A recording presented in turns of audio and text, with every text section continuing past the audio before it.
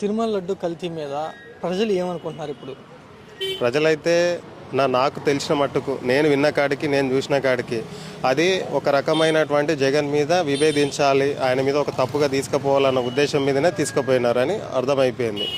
చదువుకున్నోడికి కొద్దిగా గొప్ప నాలెడ్జ్ ఉన్నోడికైతే అర్థమైంది. వాళ్ళకు ఉన్నారు ఇక కొంతమంది యూట్యూబర్లు ఉన్నారు, ఇక వాళ్ళకైతే చెప్పలేము మనం. ఇక వాళ్ళ అస్తమానం అదే. ఇక హిందూ వ్యతిరేకంట కదా జగన్.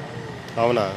ఏం మరి మాకైతే కనపడలేదు. మరి ఇక్కడ కనపడితే మరి ఆయన ఎందుకు గుళ్ళు కట్టిస్తాడు, ఎందుకు అంత మంచిగా చేస్తాడు, ఎందుకు ఏం చేసినాడు, ఎందుకు వ్యతిరేకాయి ఎవరినండి మరి చంపినాడా, ఏం చేసినాడా, ఎందుకు అట్లా అనడం?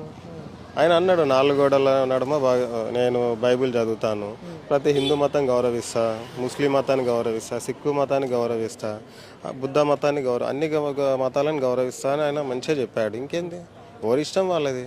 ఇప్పుడు అనిత మేడం ఉంది హోమ్ మినిస్టర్, ఆమె కూడా నేను బైబిల్ లేనిది నేను కారెక్క అన్నది ఒకప్పుడు, మళ్ళీ వాళ్ళు హిందూ అంటారు. పవన్ కళ్యాణ్ అన్న కూడా అంతే, మేము బాబు ఇష్టం తీసుకున్నామని చెప్పాడు, మా భార్య కూడా తను 3వ భార్య అదే అని కూడా చెప్పాడు. మళ్ళీ ఇప్పుడు ఇట్లా అంటే మనం ఏం చేస్తాం? వాళ్ళు అన్నదే వాళ్ళకి లేదు, బీఫ్ తినాలి అది తినాలి అన్నీ అంటాడు, మళ్ళీ వాళ్ళు ఇట్లా అంటారు. ఇక వాళ్ళకి నచ్చింది చేస్తారు. మీడియా ప్రభావం అన్న అంతే. అవునా? ఎప్పటి నుంచి? 2024 నుంచే కదా. మరి అంతకుముందు నాకు మతం లేదన్నాడు, నాకు కులం లేదన్నాడు, నాకు ప్రాంతం లేదన్నాడు. ప్రతి జిల్లాలో అన్న పుట్టినాడు. ఈ మధ్య ఇక తమిళనాడులో కూడా పుడతాడు ఇంకొక నెల అయితే, ఎలక్షన్లు ఉన్నాయి అక్కడ కూడా. అది ఓకే.